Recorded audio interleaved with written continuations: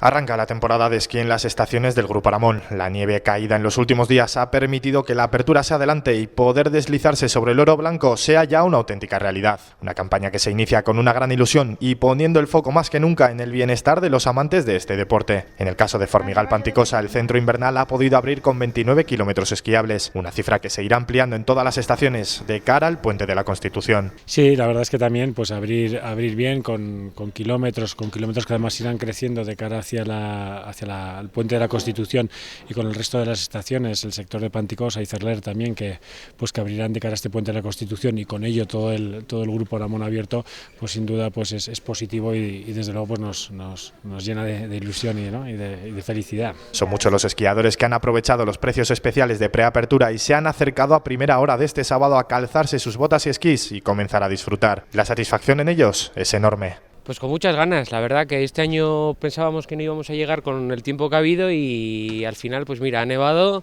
y con muchas ganas de empezar. Y hay bastante nieve, más de la que esperábamos, y está muy buena, así que a empezar la temporada.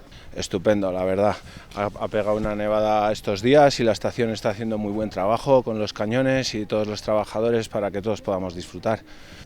Venimos desde Madrid y tenemos una casa alquilada aquí en el valle y venimos casi todos los fines de semana porque bueno, a los niños les encanta y estamos encantados de venir aquí.